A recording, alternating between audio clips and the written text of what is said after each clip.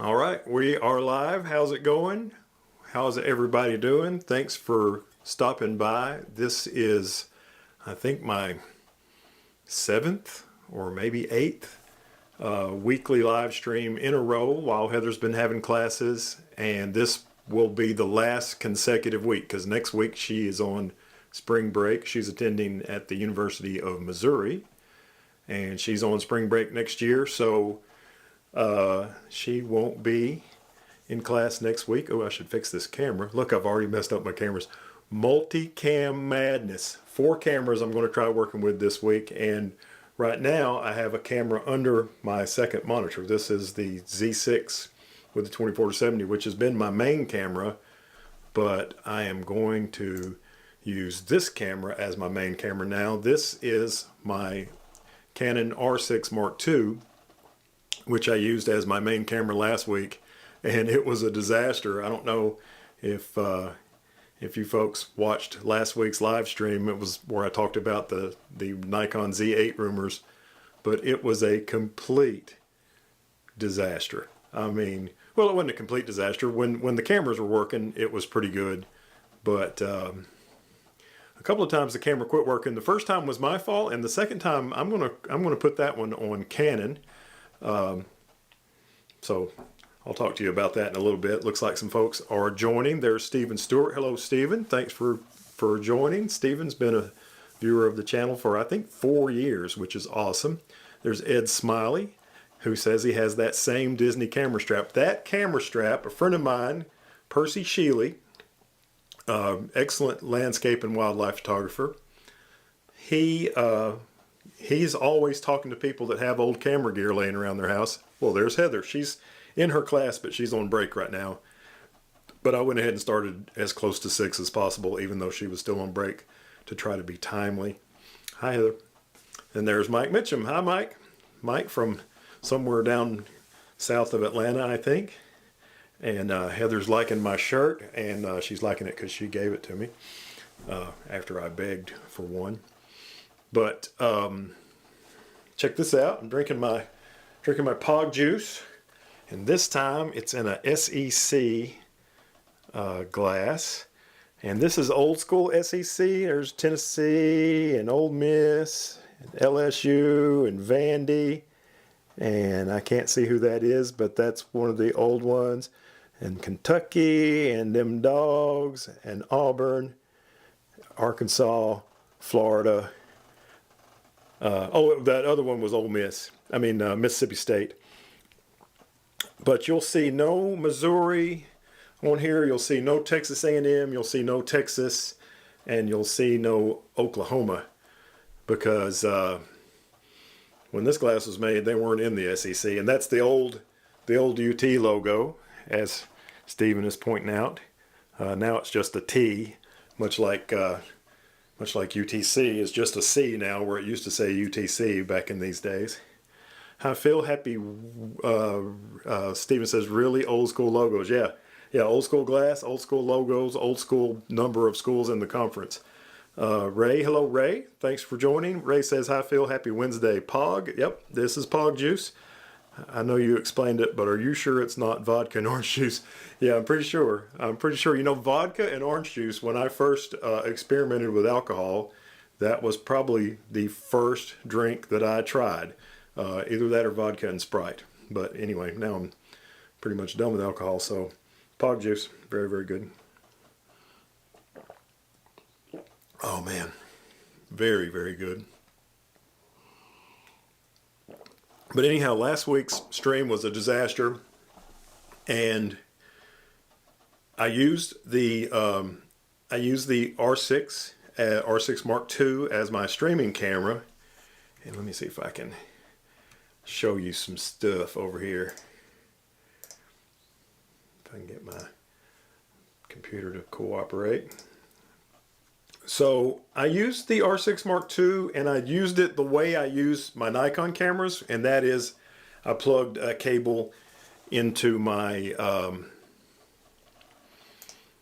I plugged a cable into the HDMI out of the camera and ran that to a device made by a company called Vero Media, and that converts that HDMI signal into a webcam signal, and it has a USB cable that runs out of it and into the computer, and the computer recognizes that as a webcam, and it works great on the Nikon cameras. Well, on the Canon camera, the first thing that I did to mess it up was I just forgot that I needed to do this. This is the menus for the R6, and right over here are 4 things that you can mess around with in power saving: screen dimmer, screen off, auto power off, and viewfinder off. And these are the default settings that you see on the screen here, and I had already changed auto power off to 10 minutes, but really I should have turned it to disable. So after the first disaster where the camera shut off in the middle of the screen, I went into the menus, and it took me a minute to find this, but it's in the yellow wrench menu, page 3, and I disabled all of these. Then I got back to the live stream last week, and everything was going hunky-dory, and then after 30 minutes, the camera shut off.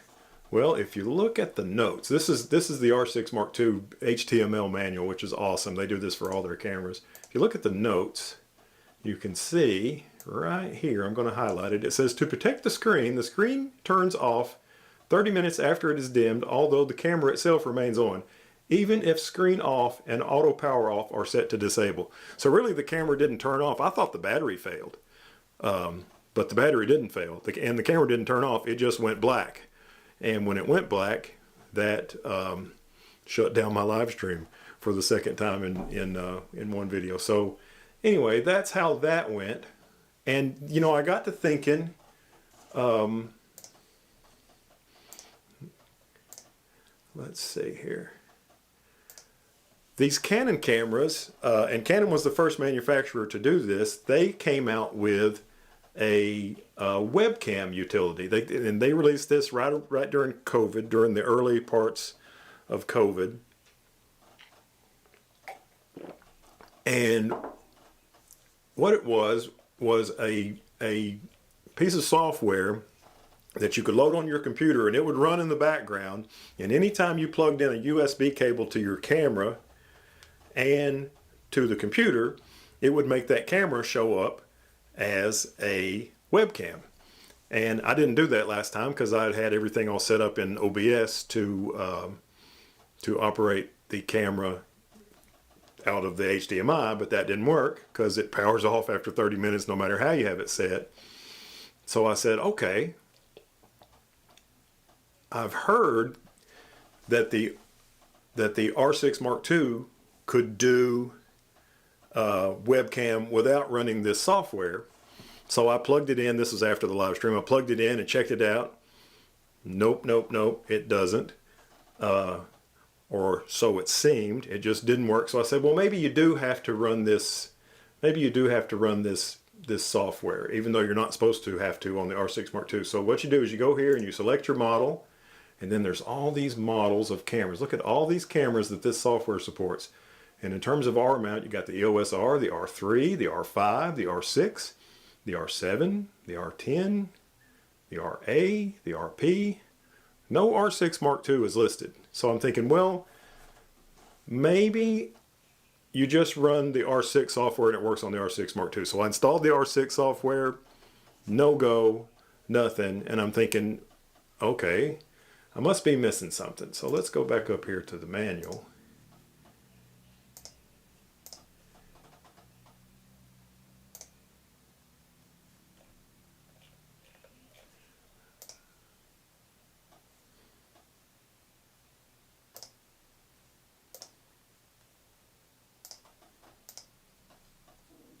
Here it is.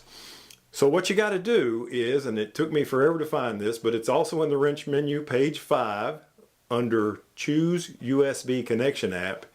You have to come down and set it to the second one down, which is video calls and streaming. And as soon as you do that on an R6 Mark II, plug it into a USB cable and into your computer, boom, it's a webcam. You don't have to have any software installed.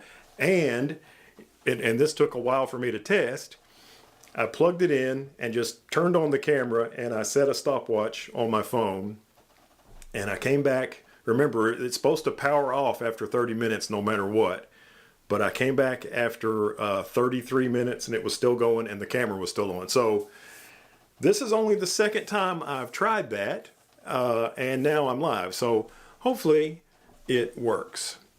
And anyway, that's what happened last week during the disaster, was the power off of the camera, even if you have power off turned off.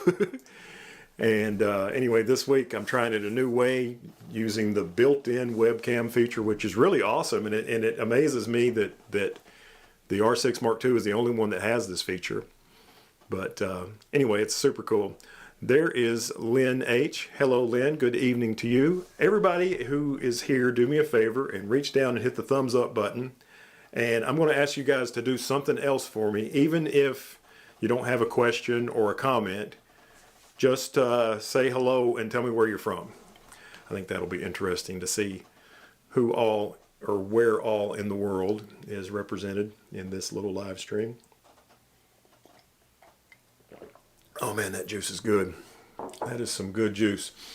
So last week, where normally I go out on my off day on Thursday and make a YouTube video, and then Heather and I will go out on Sunday and we'll make a YouTube video. Well, my daughter was in town from Knoxville. She's going to UT, and she was in town because UT was on spring break last week.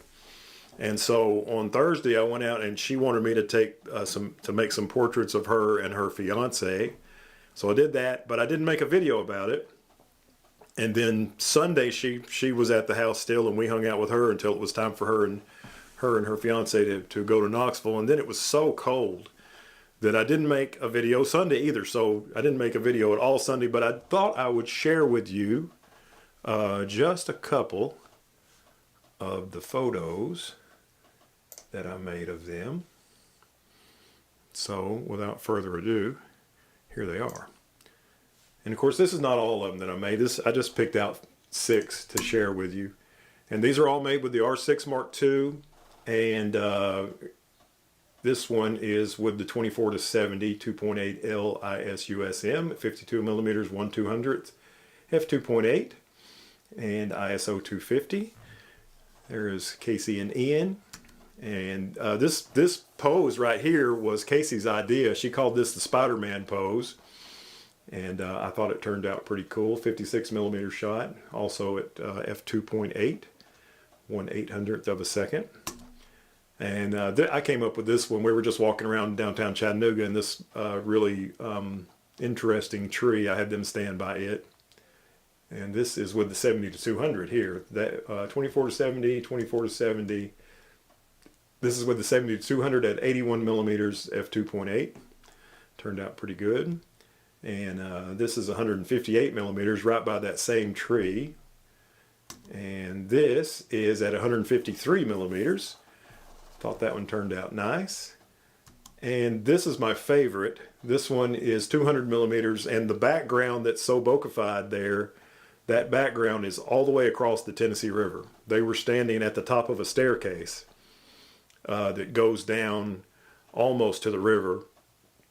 And I just got back as far as I could and framed them up and made this shot, which is my favorite by far of the shots I made. But as a matter of fact, if you follow me on Instagram and on Vero, you've already seen this picture because I put that one on there. So let's see if anybody has participated in the "Where Are You From?"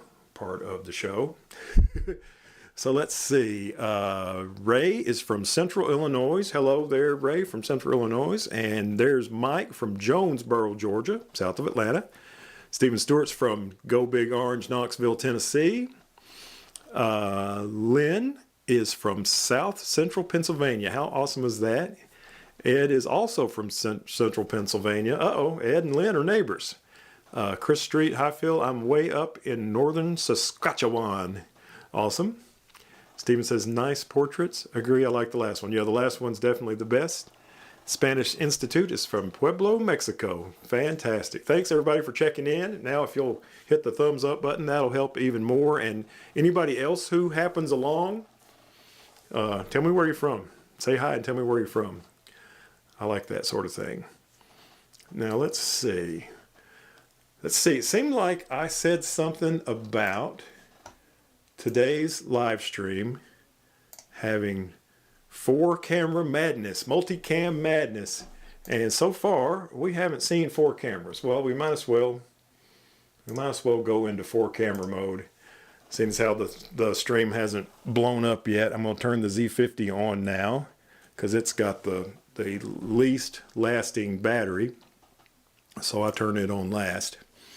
But let's see. My main camera is the one we're looking at now, and that's the R6 Mark II with the 24-70 2.8. Camera 2, we've actually my next camera we've already seen because this is the Z6 with the 24-70 2.8 F-mount adapted, and I have it under my monitor that when I switch to my left screen so I can show you what's on the screen, I have it under it, and I use it for picture-in-picture. And let's see, the next camera is the Z50, and that's the table cam, which has my water. And today my prop camera is the as it often is the R7 with the 100-500 on it. And so while I'm going to show you camera 4 in just a minute. While I was goofing around trying to get the R6 Mark II, which you're seeing me on right now, while I was trying to get it to show up in the streaming software I use, which is OBS,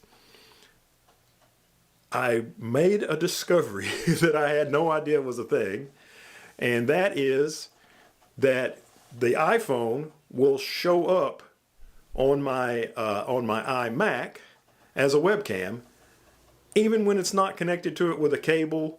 I didn't do anything. I was looking for webcams and it showed up. So I said, well, shoot, I'll just make it a camera and let's see if it works. So, and I've got 3 cameras pointing at me from the front. So I said, where can I put the iPhone? And one of the neat things about having a camera for my live stream that doesn't need a cable is I can put it anywhere. And so with that in mind, none of my cables are reached back behind me. So with that in mind, I've got my iPhone back there behind me. Hello, how are you? With the rear view of this whole thing. And from back there, you can see over here, that's the R6. It's just laying on the desk, tilted up. It's sitting on top of an iPhone box and an AirPod box to be angled up at me properly. I'll lean over and you can see the R6 Mark II. I have it right in front of my main screen. This is over here. This is a 27-inch 4K monitor, and I scoot it much closer for the live stream. I put a second desk. This wooden desk is normally behind me where the iPhone is, and the desk in front of it, the white desk, is normally where I sit and edit pictures. And this table's sitting all the way back there with all my camera bags on it when I'm not live. And then over here on the right here is the Z50 pointed down at the desk. And anyway, it's all working so far, but as soon as I say that, probably all the cameras will shut off and the live stream will die.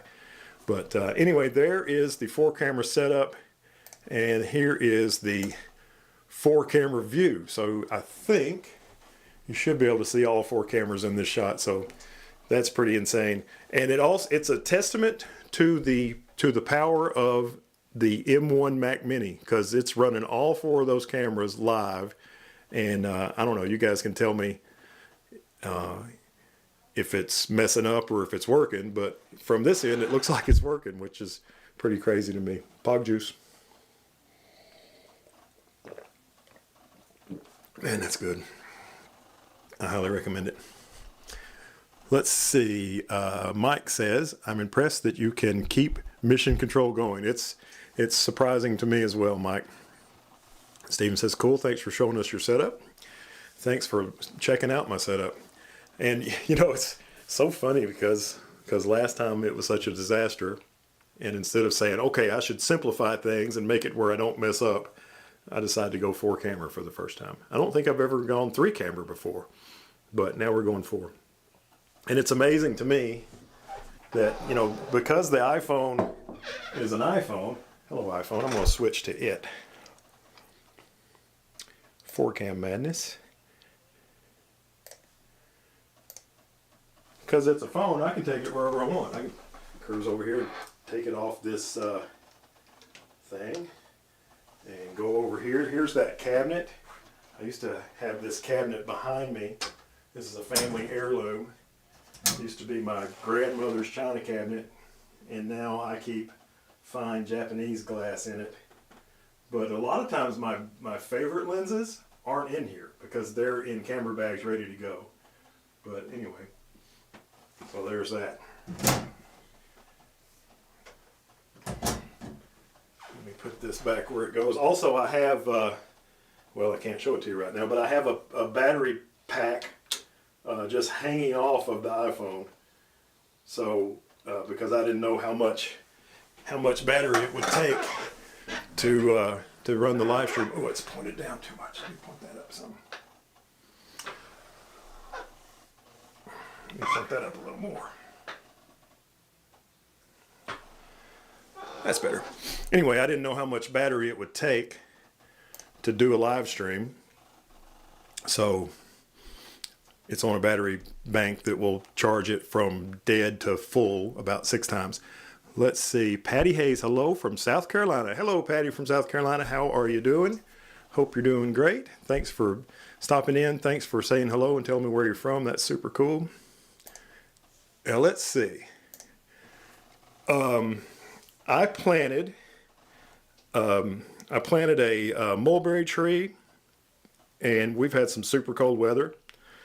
A lot of you people who live around me probably have as well, and you people that live north of me, I definitely have. I planted it this spring. You know, we had such a warm February. I planted that mulberry tree, and I planted an American beautyberry. Last fall, Heather and I went to a place called Renaissance Park, and we did some photography, and I saw this beautiful beautyberry, and it has these purple berries on it, and I went over just to take a picture of this bush, and then we noticed that there was a mockingbird feeding on the berries, and I said, got to plant one of those. Well, I ordered one of those, and it came in, and I guess I must have ordered it, I guess the online place I ordered it from must have been in Florida, because it had sprouted and was out of the ground, and so I planted it, and I planted that mulberry tree, and I planted a raspberry bush. All 3 of those while it was warm, and then we had this cold snap. It has been in the 20s, which is sub-zero for you Celsius people, 5 nights in the last, 10 nights. And so my American beautyberry is just totally dead looking. Hopefully it's not completely dead. Hopefully it'll resprout. All the new growth that was on the mulberry tree, it is toast. I'm sure the mulberry tree will come back. That's the most hardy thing in the world. If the whole world is destroyed by nuclear bombs, the only thing that will survive is mulberry trees and cockroaches. But the raspberry, which is mostly just nothing, it had a couple of little leaves on it when I bought it, and before it got cold, it had 5 or 10 leaves on it. They are fine. So there you have it. Raspberries are more hardy than beautyberries and mulberries in terms of new leaves.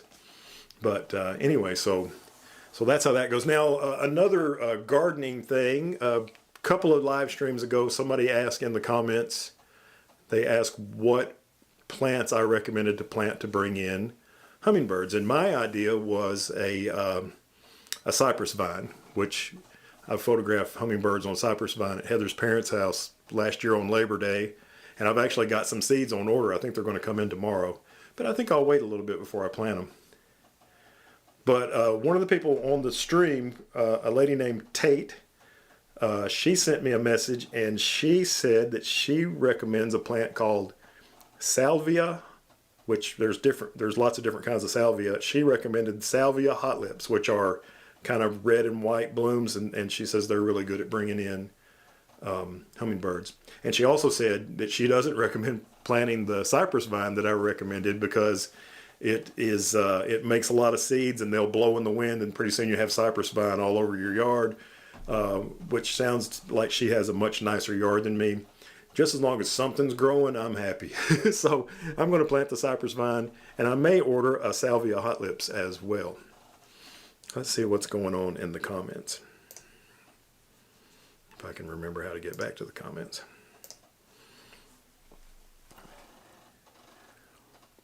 Stephen says, so you use a different mic than you use in your videos? Yes, because in my videos, I use either, I'm going to just bring all the behind the scenes stuff over here.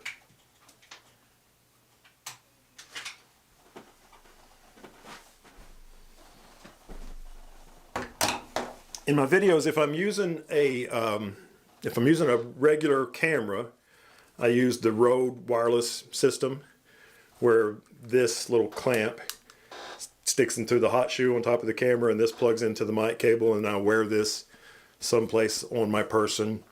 And so that's what I use if I'm using a regular camera. But the majority of the time, probably over the course of the last year, I use the DJI Pocket 2, which is just the most awesome little camera. It shoots 4K and it's on a gimbal.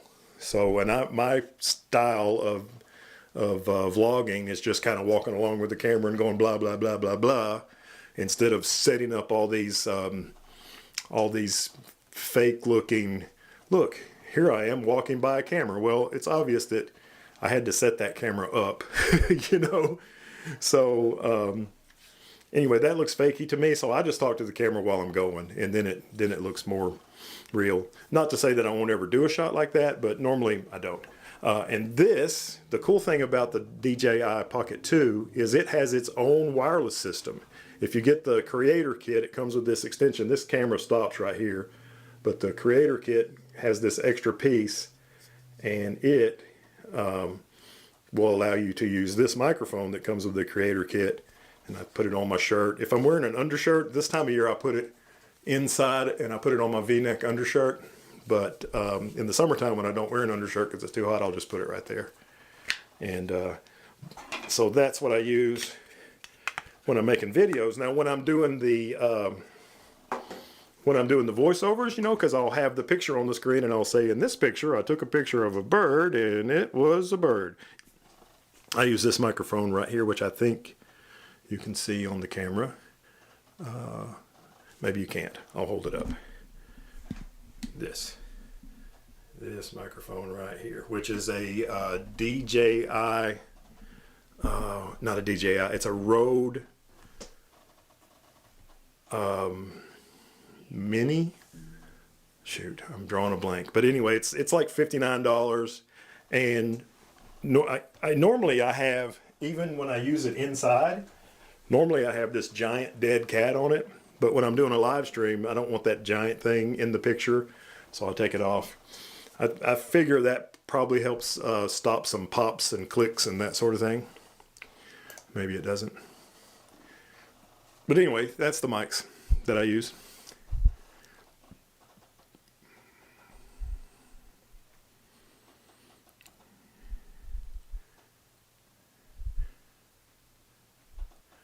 Bill Sebastian joining late. Hey Bill, tell everybody where you're from. And thanks for joining. Thank you, thank you, thank you. Everybody say, who hasn't yet, say hello from, and then wherever you are.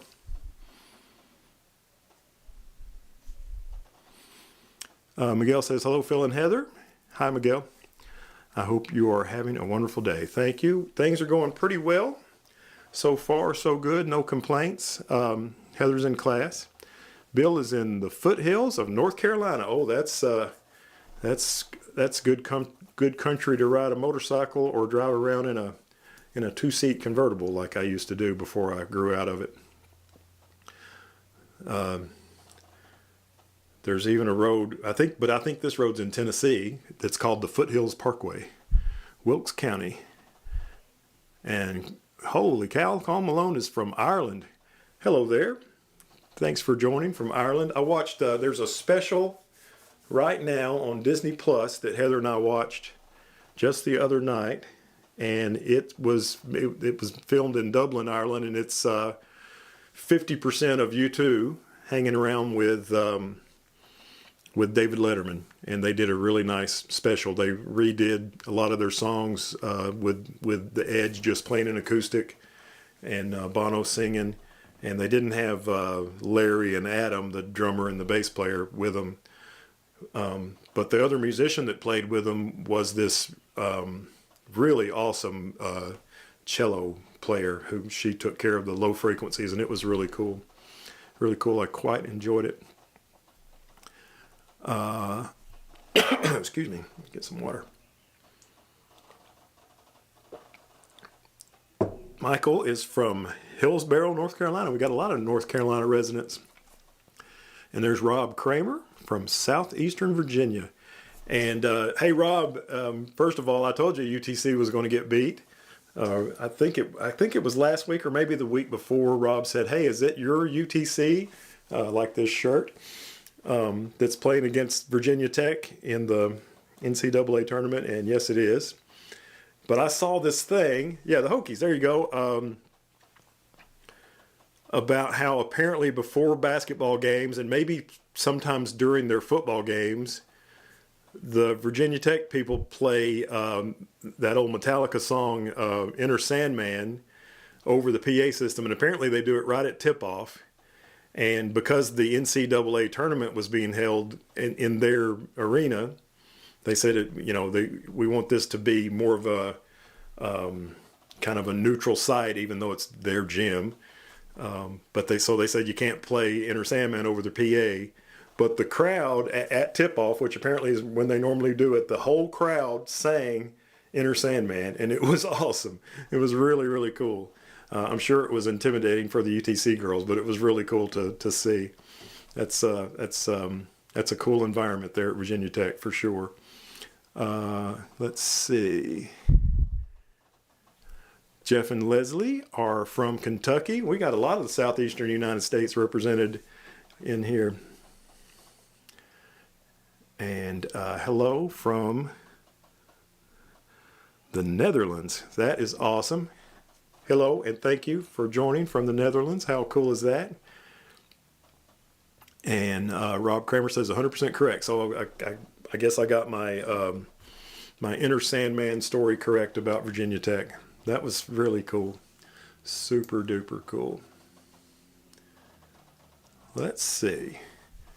What else can I talk about while I'm in here blah, blah, blah? Well, what about our friends at DP Review? What about that? That's how's that for a mess? I had no idea that DP Review was owned and operated by Amazon. And I don't know if maybe DP Review started out as its own thing and then Amazon bought it, or if it was always a part of Amazon. I really don't know. But I do know that Amazon decided to shut it down. And the website part of DP Review, I really don't use too much. I mean, I do use it from time to time, just very occasionally. But I love Chris Nichols and Jordan Drake's videos. I watched them way before they started working for DP Review. I watched them when they worked for the Camera Store, which is a camera store that's actually called the Camera Store, and it's in Calgary in Canada. Which the funny thing is, when Heather and I go on our honeymoon, we're going to go to Banff, which is a national park in Canada, and the closest airport to there is Calgary. And when we fly into Calgary, if we can squeeze it in, if we can make it fit in our itinerary, I want to stop by the Camera Store and see that place that I've heard so much about from those two guys. But I'm really happy that they are going to be on Petapixel. Petapixel has just, apparently they didn't have a YouTube channel before at all, or and they just started one. And when I looked, they had already, let's see how many they have now. Let's just see.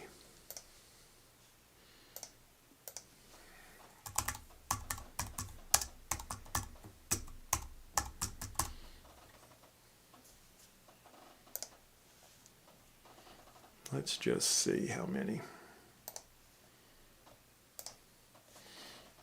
Hey, look, Phil Thatch is live right now. Some people should start watching that. That looks really good. That's probably an interesting show.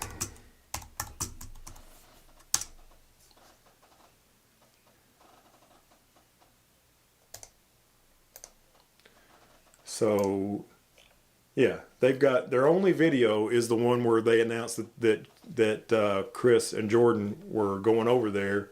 And when I subscribed, they had about 12,000 subscribers when I subscribed yesterday. And now they have, it's a Van Halen number of subscribers. They got 5150. 51,500 actually is how many that would be. So good for them. But I think DP Review only had about 400,000. Let's see how many DP Review has. Yeah, DP Review only has 411,000. So they've already got an eighth of their subscribers transferred over to Petapixel. So I'm glad that my favorite two people who are involved with DP Review already have a new gig, but hopefully everybody else that works there will get a new gig soon. Let's see what's going on in the comments.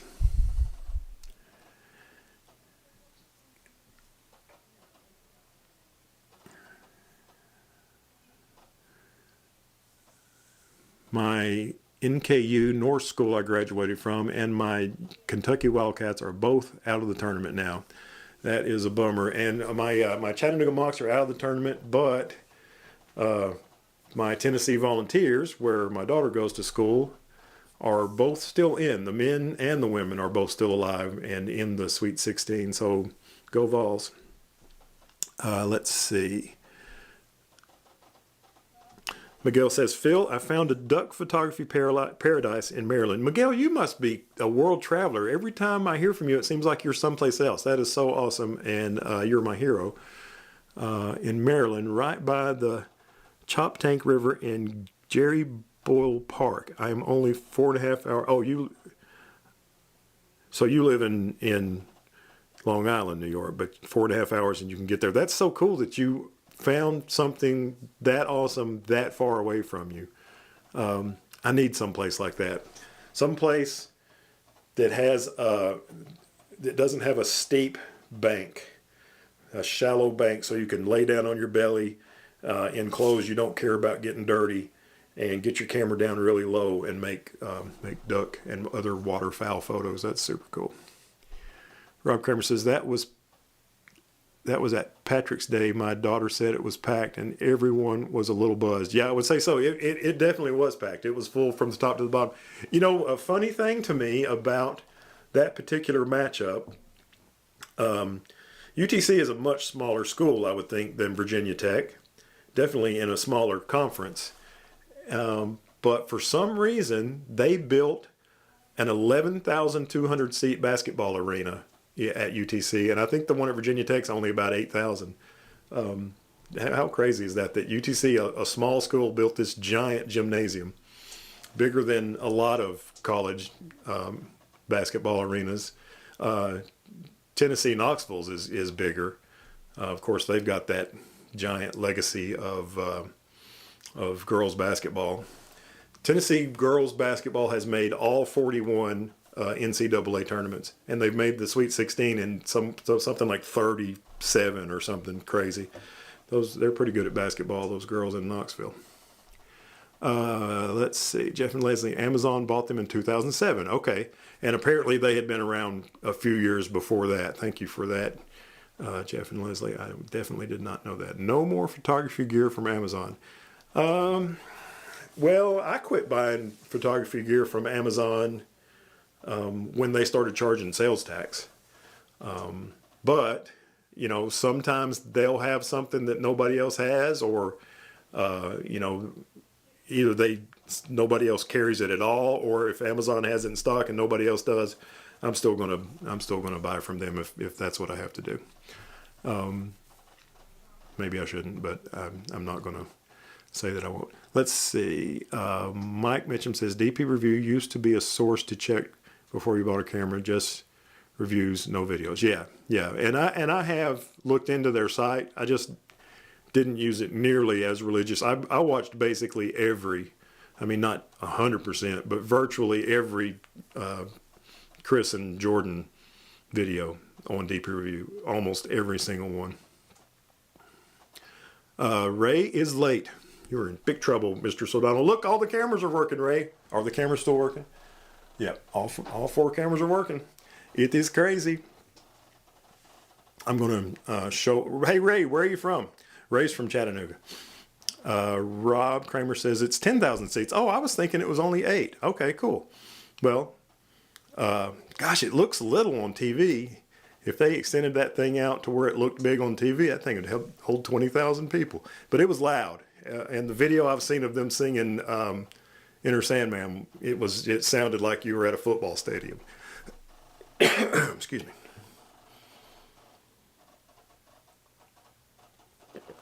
Ray says, I know you bought your 800 millimeter prior to getting an R7. If today you had an R6, R7, and budget RF 100, 400, would you still buy an 800? I think I would. I think I would, because there's just, I should read the rest of that. I didn't finish it. Or just save that 900 and go towards a 100 to 500. I would get the 100 to 500 if I had an R7. I would get the 100 to 500. I would do everything I had to do, sell a kidney, and get the 100 to 500, because it is so awesome on the R7. I don't really like it on the R6 for small birds. I like it for sports. Like me and Ray, later this summer, we'll be shooting soccer, and Heather. And I'll be using the R6 Mark II and this 100 to 500 right here, because it's dynamite for that. But for small birds, 500 millimeters on a lower resolution full frame camera is just not enough. You definitely need the 800 on it, in my opinion. But the other day, Adrian Alford made a video, and he was shooting with a Nikon D750, which is a low resolution full frame camera, and his 100 to 400, and doing pretty good on small birds. And I was like, how in the world are you doing that? How are you getting so close? I mean, I could get close enough to do it in a blind. But anyway, I commented that on his video too. I said, wow, that's a tough combination for bird photography. Maybe the park where he lives must have some pretty tame, or near where he lives must have some pretty tame birds in it. Because I need more horsepower than 400 millimeters on a low resolution full frame camera for sure. Okay, let's see. So to sum it up, Ray, get the 100 to 500 if you can find a way. Miguel says, when you are ready to go to Colombia, let me know. I have a house in Bogota, and I can take you birding all over the country. In 1 week, you can photograph over 300 different species. Man, that sounds so awesome. That sounds so awesome. Thank you, Miguel. Let's see what Ray says. He says, good, I still have 2 kidneys. Oh, good. So you're ready to sell one and make a little investment. Let's see. Jeff and Leslie say, Phil Thatcher, I agree. The 100 to 500 on the R7 is outstanding. I like it better than the 200 to 500 I had with my D500. Yeah, because you've got more range on either direction. A 200 to 500 on a D500 with its 1.5 crop is it's 300 to 750 full frame equivalent. But the 100 to 500 on the R7 with its 1.6 crop is 160 to 800. So 300 to 750 versus 160 to 800. It's easy to see which one is more versatile. Let's see. Miguel says, Mr. Jeff, are you from Pennsylvania? And I think Jeff and Leslie are from Kentucky. Ray says probably like the UTC campus, they practically land on you. Yeah, and at UTC there is a pair of red-tailed hawks, and I got to figure out how to get up there and photograph them one day. One day soon, I think. Not tomorrow though.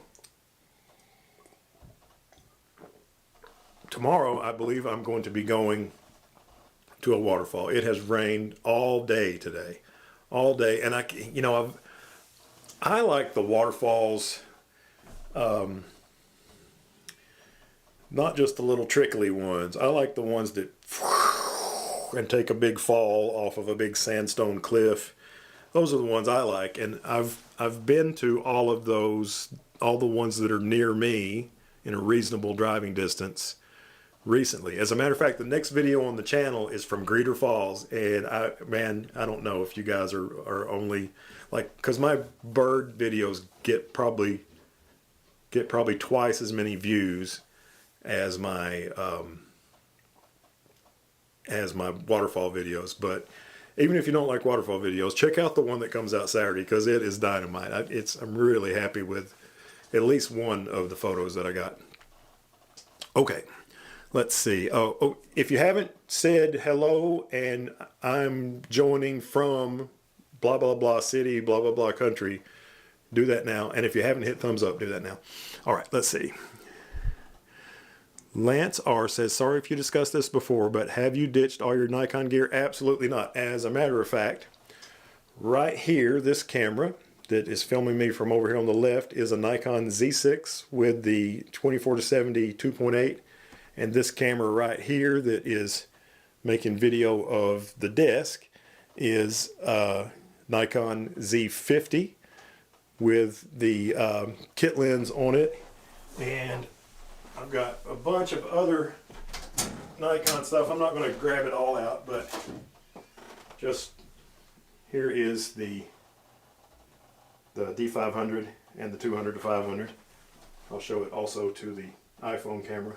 So yeah, I've still got tons of Nikon stuff. I sold mainly prime lenses, because while I think they're neat, I just don't use them as much. I sold my 50mm prime, my 35mm prime, my 500mm prime. I sold my 85mm prime, but I still have all my Holy Trinity 2.8 zooms, and I still have my 200-500, and I still have 1, 2, 3, 4 bodies if you also count my D800. So definitely haven't gotten rid of all my Nikon stuff, although I definitely don't use it as much as I used to. I definitely lean way heavy towards using my Canon stuff, but my Canon stuff is newer, so that is that's something to think about. Jeff and Leslie are talking to Miguel, and they say they are from Kentucky. Kentucky is hard to spell. Hello, Lance from Los Angeles. How about that? Hello, Lance. Thanks for joining. Thanks for asking questions, and thanks for letting us know where you're from. Los Angeles. Got off the plane in LAX. I've only been to Los Angeles once. We went a few years back. We went to Disneyland because, you know, we're Disney crazy. And we went to the Griffith Observatory, and we went and we walked down Sunset Strip, and I wanted specifically to see the Sunset Sound studio, which is where the first 5 Van Halen albums were recorded before Eddie made his 5150 studio at his house. And we went to the Griffith Observatory. I think I already said that. And then a friend of mine said, you know, you should see if there's any cool shows going on at the Hollywood Bowl. Even if you only kind of like the band, it would be really cool to see a show at the Hollywood Bowl. And so I looked, you know, thinking, oh, it's going to be some band I can't stand. And I'll be damned, it was The Who. We're playing at the Hollywood Bowl the week we were in Los Angeles. So I got tickets, and we went to see The Who at the Hollywood Bowl while we were out there. It was totally cool. Okay, there's my Los Angeles story. Stephen says, have you been to Cummings State Park? I want to go this spring or summer. Or Cummins. I haven't been to Cummins State Park. And now I want to look up Cummins State Park to see what it's all about. Ah, it's got a waterfall.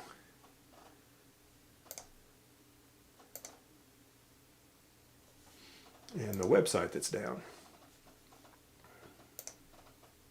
Yeah. For some reason, the Cummins State Park waterfall is currently down, but it looks pretty good. Let me see.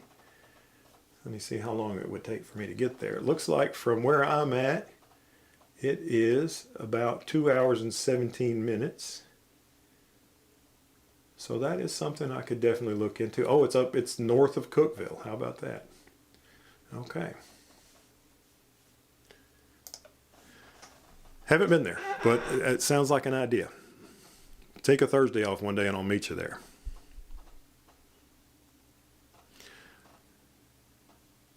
Great, good to hear. Thanks. Miguel says, Middle Creek Wildlife Management in Lancaster, Pennsylvania is just incredible. They have over 5,000 snow geese at the moment. It's amazing. Would love to go there too. I don't do a lot of blurs. I do panning blurs of cars, and I've done it of a carousel at Disney World, but I've never done blurs of birds. But if I went to a place like that, I would definitely, if they ever took off all at once, I'd zip my shutter speed down pretty slow and make blurs of all those birds. I always see photographers doing that.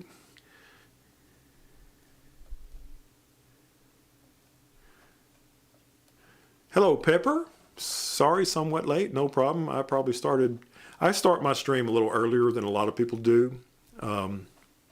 So I can understand how, especially if you're, that's why probably I get so many people from the East Coast, because it's, at 6 o'clock, you're already off work. You may not be home yet. People on the West Coast are still at work right now. Charleston, South Carolina. Cool. Hello, I am from Fort Wayne, Indiana. I don't know how to pronounce the second half of your name. The McHugh, I don't know how to pronounce that. I'm sorry, I'm not real smart when it comes to sounding stuff out. Hello, I'm from Fort Wayne, Indiana. Love your videos. Thank you very much. I'm a graphic designer for the University of St. Francis Athletics here, and I'm currently between pulling the trigger on an R7 or R6 for sports. For sports, if you're not doing any small birding, which is where I love the R7 much more than the R6. If you're doing sports, I'd get an R6 Mark II. I really would. I think that's although Heather, because I'll shoot my R6 Mark II a lot of times when we're doing sports, but Heather only has the R7, and Heather makes the R7 look like it's the way to go. But I think I like the R6 Mark II better for sports. If you're only doing sports and specifically you're not doing small birds, I think I'd get the R6. Even the R6 would be fine, but I like the R6 Mark II better. I like the autofocus system better, and it's nice to have 4 more megapixels than the R6 has. Thank you for the nice comment. D, hi Phil, watching from Birmingham, United Kingdom. How about that? Now we've got a Birmingham just down the road in Alabama, but I'm sure yours is much cooler. I've never been anywhere in Europe. Heather and I need to go there one day. I have a niece that lives in London, so how about them apples? Thanks for joining, D. Your videos have helped a lot in putting that into perspective, especially your soccer photo videos. Keep up the good work. Thank you. Sure will. And soccer or football is coming. I'm not sure exactly when they start, but I think it's the middle of the summer. Definitely by late summer, we'll be definitely doing soccer. And soccer is, of all the sports, soccer is my favorite one to photograph. I just really, really enjoy shooting soccer. And so we're going to, and the cool thing is UTC, the school who we photograph, thanks to Ray getting our foot in the door for us, their soccer matches are, a lot of times they're on a Sunday. So Heather and I can both get out to those. So looking forward to soccer. Bummed about last year I got to do, and it's beach volleyball season right now. And last year they had 2 matches on Thursdays. Well, Thursday's my off day, and I got to shoot beach volleyball. And this year there's not a single beach volleyball match that I can photograph, and that's a bummer because beach volleyball is awesome to photograph. Regular volleyball is pretty fun, but there's, I don't know how many players. There's a bunch. And they're always getting in the way. You know, there's always one of them in the way of the shot you're trying to get. But beach volleyball, there's only 2. And so rarely does one player get in the way of the other player who you're trying to photograph making the shot. So anyway, love beach volleyball. D, hey Phil, watching from, oh, I already read that, watching from Birmingham, United Kingdom. Your videos have helped a lot. Thank you. Miguel says, I have the historic handmade rifle that you made. It's exquisite masterpiece. I love the historic handmade rifle that you made. I wonder if you're talking, I don't know what you're talking about, Miguel. I feel dumb. I'm sure it's something that I should get just like that. I wonder if you're talking about the blind, but it's not historic. I don't know what you're talking about, but anyway, thanks for calling it a masterpiece. One day, probably an hour after this stream is over, I'll figure out what you're talking about. Let's see. Steven says you may have to get a permit to hike at Cummings State Park. Interesting. I'll read into that some more and see what's up with that. Oh, Miguel is talking about a comment to Jeff. I get it now. That's why I don't understand it. Steven says that'll be great. We'll have to plan it. Yep, we will. There's J-Rod. Hello from Maryland. Hello, another East Coaster, which works out good for live streams that start at 6 o'clock Eastern. Thanks for joining, J-Rod. Heather and I have gotten to where we are grandparents. I mean, we don't have any grandkids, but we go to sleep at like 9:30. But it would be better in terms of more people, at least people in the United States, getting to join if I started the live stream a little later. But gosh, at 9:30, I'm ready to go to bed. And so is Heather, so we do.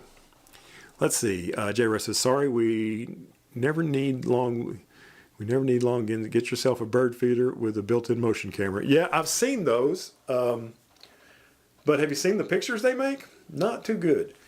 But it is cool.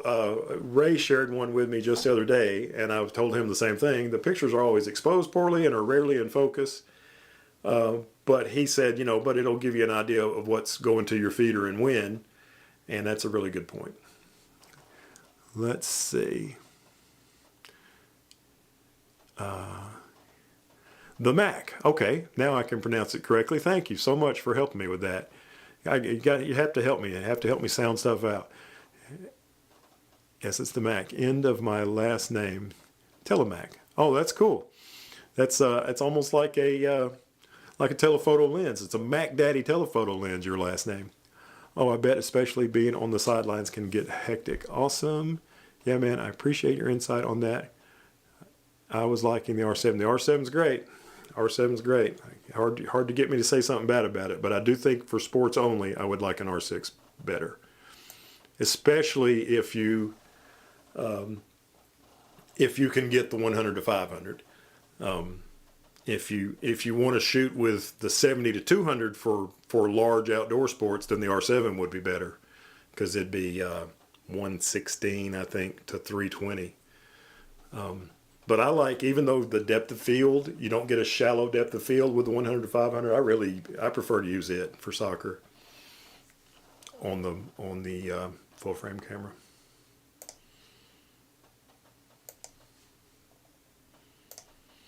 All my cameras still working?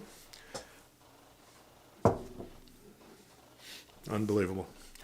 Okay, let's see. But after you say that, I will reconsider. Yeah, I wish you lived closer. I would let you. I'd meet you at a soccer match and let you shoot for a couple minutes with each one and let you see what you think.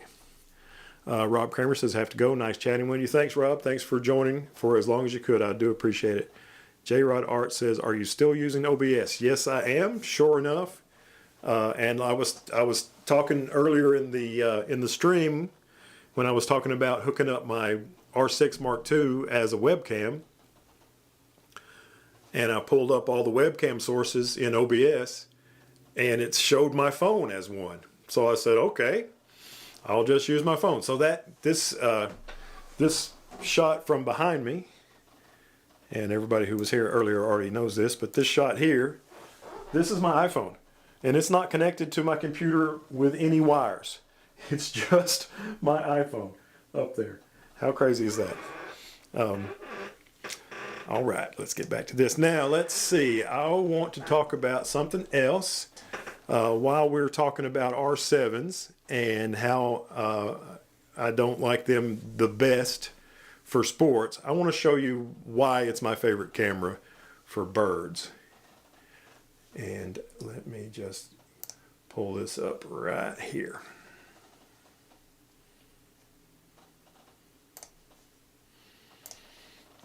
Okay, so you remember last week we looked at, or I think it was last week. Last week we looked at this sensor speed chart, and this is on Dennis A. Mook's website. And I told you that the first time I'd ever seen this sensor speed chart, I was looking at Dwayne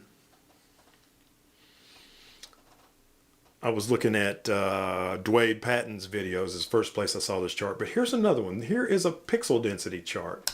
And this is fascinating.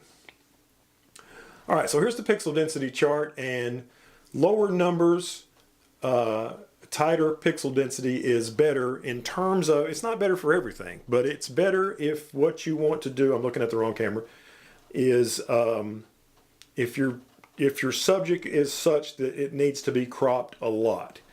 And that's what you're up against when you're photographing small birds. Even in our blind, where we're only 10 or 12 feet away, we still end up doing a pretty good bit of cropping. And if you're shooting a small bird and you're 30 feet away, you got to do a lot of cropping.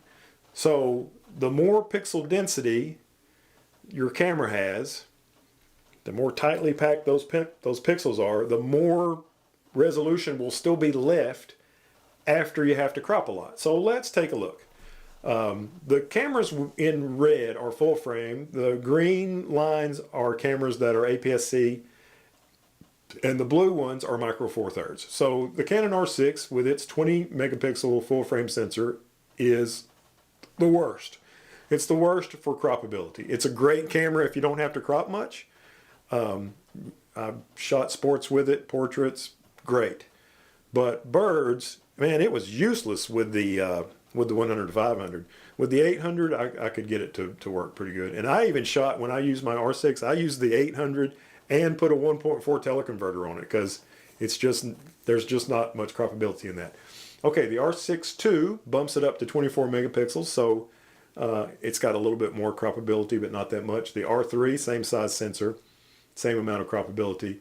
Not listed on here is the Nikon Z6 and Z6 II. They both have the same size sensor, so they'd have this same amount of pixel density. And then you can see the Canon R5, the Nikon Z9, they're high resolution cameras, 45 megapixels. But look, they are not on the same scale of pixel density as some of these cameras lower down. Sony A1, huge camera. What is it, 61 megapixels? Still nowhere near as croppable as these down here. 7D Mark II, that is, I can't remember the size of that sensor, but it's a 1.6 crop APS-C. And now we're getting a little more. The Fuji X-H2S is nice. Sony A7R4, excuse me. Canon R10. Here's one that's pretty cool. This Olympus OM1. It has a lot of things I really like. It's micro four thirds. So if you've got a 300 millimeter lens, it's 600 millimeters full frame equivalent. Easy to do the math on those. You multiply it by 2. And it has a stacked sensor, so it's super fast. And look how croppable it is. So that's awesome. But even it is not as croppable as the R7. So there is one of the reasons why I really like the R7, or really it's the main reason. You know, it's got the Canon autofocus system that I love. and it's majorly croppable. Only 2 cameras on this list are more croppable. The Fuji X-T5, which has, I can't remember how many megapixels it is, but it's more than the 32 of the R7. And I guess the Panasonic GH6 is a micro four thirds camera that is even more croppable than an R7. Of course, it's already cropped. You know, the R7's already cropped 1.6, but you can crop it even more, you know. So if you put a 500 millimeter lens on an R5 or a Z9, and that same 500 millimeter lens on an R7, the R7's already cropped a good bit, but let's say that bird's so small that you still need to crop it some more, you're going to have more pixels left after all that cropping with an R7 than you would with a Z9 or any of those. So anyway, there's just another reason why I love the R7 for birds, which bird photography is my favorite type of photography, so that's important to me. Oh, I'm looking at the battery meter on the R6 Mark II, and it looks like it is still 4/5 full, so that's a good sign. And we've definitely been going for more than an hour. So it doesn't look like the camera's going to be shutting off after 30 minutes like it did last week. It looks like we got lots of comments. Let's see, Ray says, it's your favorite because you don't have a Z9. Well, if I had a Z9, I bet it would be my favorite Nikon. And that's why we still need APS-C cameras. Amen, J-Rod. All right, let's see. J-Rod says, there's a trade-off because larger sensors gather more light. Well, they do, but if you got to crop that light off, then it doesn't really matter. That the area of pixels that you have left after you crop to get your small bird reasonably sizable in the frame would be the same on a large sensor or a smaller sensor, because the light that's hitting right here, you know, if you're using the whole frame, then it's gathering more light. But if all you're using is this part, then the amount of light would be the same. Let's see, the Mac, who I can pronounce his name right thanks to him teaching me. You know, that means the world, not many people around here will let you use their camera. Midwest for you. Anyway, thank you, seriously. Yeah, you know, if we end up at the same place, you can definitely shoot it, put your memory card in it, shoot a few frames and see what you think. Ray says to the Mac, we are nice here in the South. And I am Hassan, says, evening. Where are you from, Hassan? Everybody's telling us, saying hello and where they're from. Thanks for joining, by the way.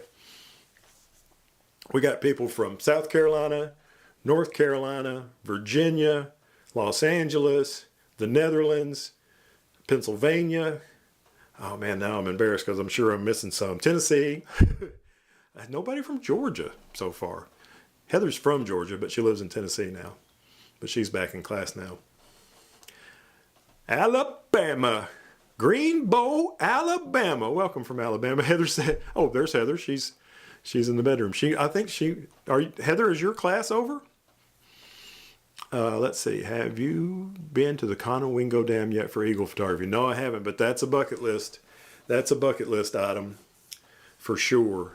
You know, we've got some dams around here that look just like the Conowingo Dam and kind of operate the same way.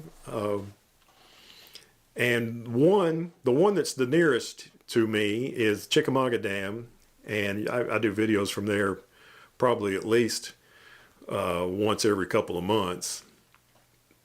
And I've seen a bald eagle there, but nothing like at Conowingo Dam. And then the next dam upstream on the Tennessee River from the Chickamauga Dam is the, oh man, now I'm having a brain fart and can't remember the name of that dam, Watts Bar. And one year there were quite a few bald eagles, still nothing like Conowingo Dam, but there were, I think, 2 adults flying around, maybe more, and several juveniles, several that didn't have the full white head and white tail yet. But yeah, I would love to go to the Conowingo Dam. Very much so. Oh, we got all sorts of bulldoggery going on down through here. I'll get to it in a minute. Hello from Sioux Falls, South Dakota, where some of the snow is finally melting. Good for you. Hi, Bob, South Dakota. That is cool. Thanks for joining us. I am Hassan says, roll tide. Oh, now I see where this Go Dog stuff is coming from. Heather says, yup. Phil, have you seen any new migrating birds lately? No, I'm expecting them. I think we start getting migrating birds here, like warblers is what I'm talking about. I think we start to see them here sometime around mid to late April. And, you know, Heather and I have been doing a lot of our photography from the blind. I think I have 3 more videos from the blind, and one came out Monday.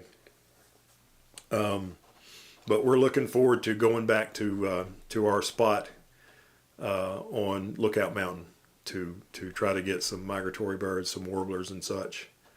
So looking forward to that. Hassan says, evening J-Rod. Heather says, go dogs.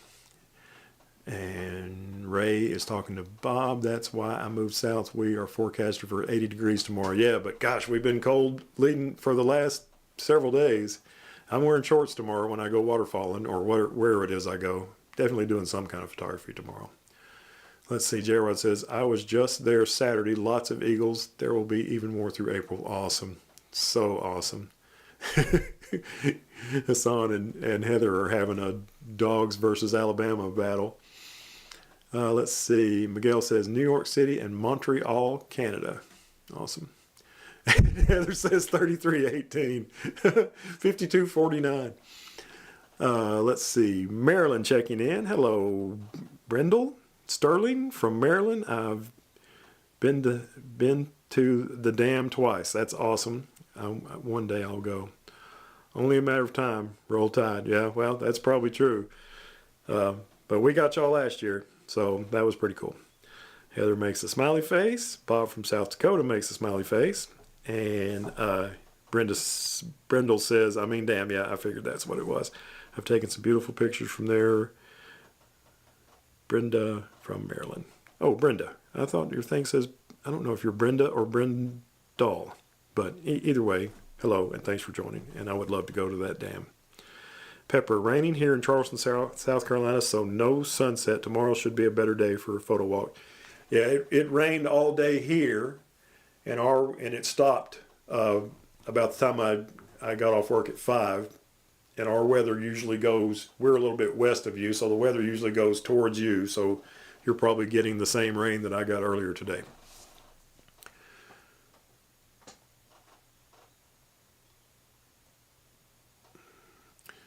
Heather says the 4-camera setup seems to be working. So far, so good.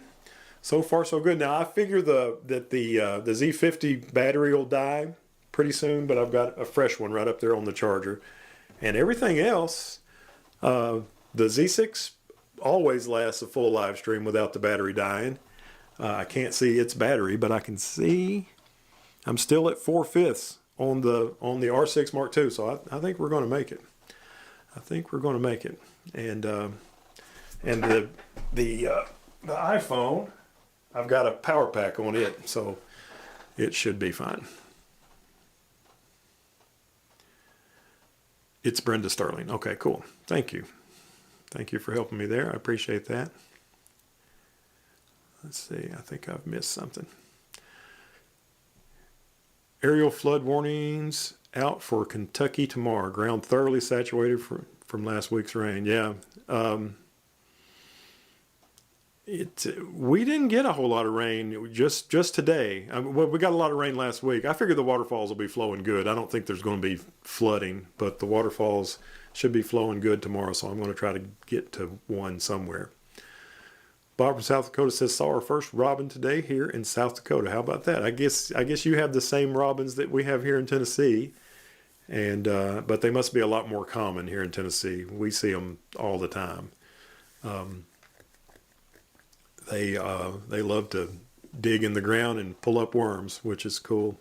See, and that's a lot of times I don't like to photograph a robin because they're so common, but people in South Dakota are excited to see one. So next time I see a robin, I'm going to try to get a good shot.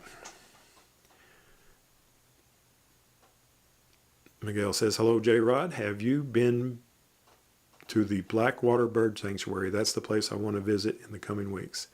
I don't know if J-Rod has, but I know I haven't. I'd like to visit there, though. I'd like to. Man, wouldn't that be cool to just go to every wildlife sanctuary in the world before you die? J-Rod says, "All Robin, stick around year round." Same here. Aerial flooding autocorrect. It's Brenda Sterling. Thank you, Brenda. We will have the rain tomorrow. Gotcha. Blackwater Refuge is awesome, J-Rod says. Went there a couple times this year already.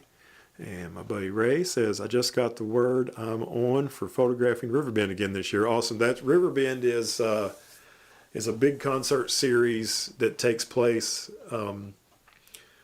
in downtown Chattanooga, right on the riverfront. And I think this is Ray's second year being an official photographer for Riverbend. Back in the old day, they didn't get mad at you for bringing a camera in. So I've photographed it several times just as a person going to Riverbend. But Ray's got the official gig, so that's cool. Brenda says, I have the R6 Mark II and Canon 5D Mark IV. I love the R6. That's a classic awesome Canon camera and a modern awesome Canon camera. That's cool. Did you tell everybody about our new feeder? No, Heather, I haven't. But we bought this new feeder. It's a tube feeder, and normally a tube feeder is, I don't know how big it is, and a normal one is in diameter, but this one is like twice that big. It's huge, and it's got 6 perches on it, and it has it holds 3 different kinds of feed, and when you pour the feed in, it's a swirl. It kind of goes down like a peppermint stick. And so we've got 3 different kinds of feed. We got black oil sunflower seed in one of them, and we got millet, which brings in the chipping sparrows, which we love, in another one, and we've got a fruit and nut mix in the other one. So hopefully that feeder, without having 50 million feeders hanging all over the place, that feeder will bring in lots of different kind of birds. Pretty cool. We went to Walmart and spent like $100 on bird seed. When did we go? Sunday, I guess. Okay, Heather, I told them about it. Pepper says, yes, that would be so cool. And Jeff and Leslie say, congrats to Ray for landing the Riverbend gig. And Bob from South Dakota says, Phil, I went to Nebraska for the crane migration last spring. You guys should put that on your bucket list. It's amazing. That is amazing. But, the thing about us traveling all the way to Nebraska, which I'm sure it would be completely awesome, we're so fortunate that we can see migrating cranes about 45 minutes from our house at the Hiwassee Wildlife Refuge. They come about, just thousands of them make their way through, and they roost there and hang out there. I always do at least one and usually 2 sandhill crane photography videos a year right there. But I would love to see them out there in Nebraska as well. Where is Bosque? There's a place called Bosque. I think it's called Bosque. It may be what you're talking about. That's famous for having lots of sandhill cranes. And I think they have lots of geese as well. So that is pretty cool. Let's see if there's anything on I want to talk about this list that I haven't talked about. I talked about pixel density. I showed the pictures of the engagement pictures, which I might show those again right quick for the folks that weren't in here before.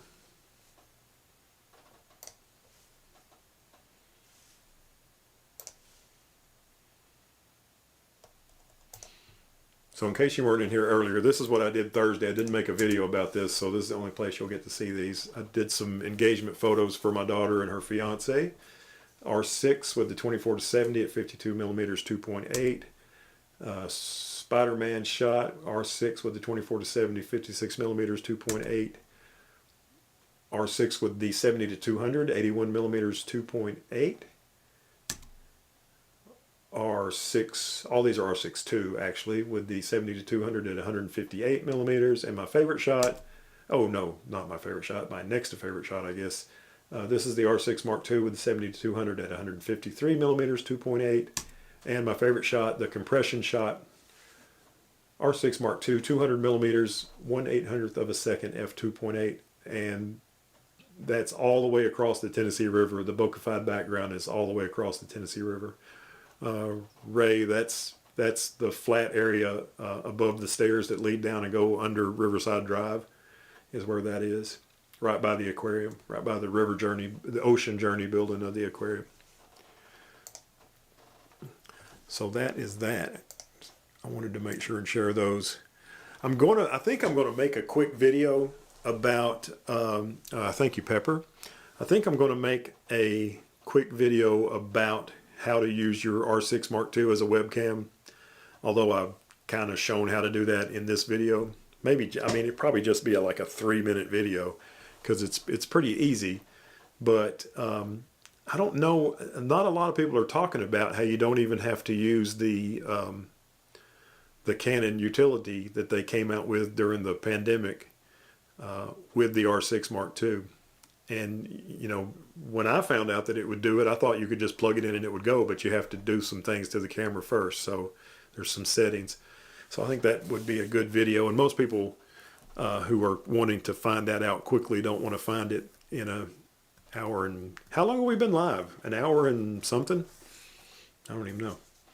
We've been live a little while. But I don't think somebody would want to sift through a live stream to try to figure that out.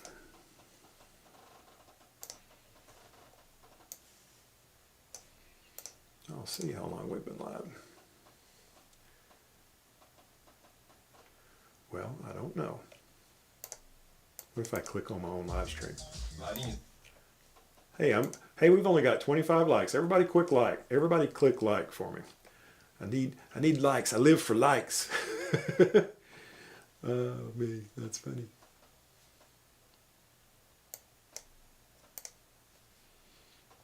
Have to sit through this ad so I can see how long this thing's been going on. And the answer is about 1 hour and 20 minutes. So that is pretty long for one of my live streams. You ever wonder why Canon lenses are... Oh, Heather had already answered me while I'm digging around. Let's see. Did a great job. What a memory for her that you were her photographer. Yeah, I did there when he proposed too. I made that shot for him. I love this one too. Beautiful shot, almost 1.5 hours. And you ever wonder why Canon lenses are white? I always thought it was because the white lenses are ones that you'll use outside a lot, and they won't soak up as much heat from the sun as a black lens would. And then some people would always call, I remember Nikon being called the dark side because their lenses are darker. But I don't, all that's just guessing.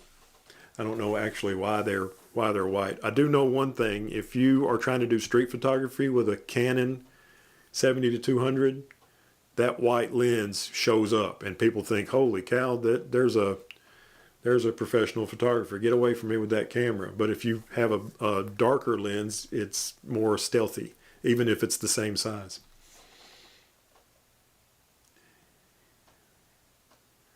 Steven says, if I could click like more than once, I would. Let's see. I think I may have the wrong window on the screen. Oh, I got the right window on the screen. Boss Del Apache is just amazing. I recommend a place called Laguna Seca Photography Ranch in Texas. Is that where the Laguna Seca racetrack is? No worries, Phil. Going long on a live stream just means the tide is with you. The tide. I hear you. I hear you. 5249, Hassan. Let's see. J-Rod Photo Art says that could be. Oh, we're probably talking about the white lens. Come to the dark side. We have cookies. I like cookies. But are they Girl Scout cookies, Ray?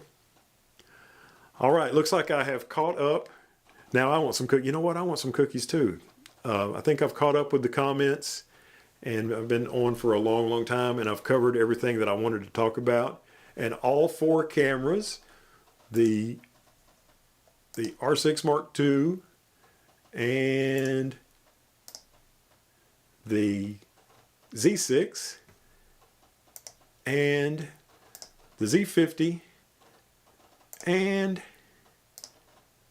the iPhone have all made it all the way through the stream. What are the odds of that, especially after last week's complete disaster?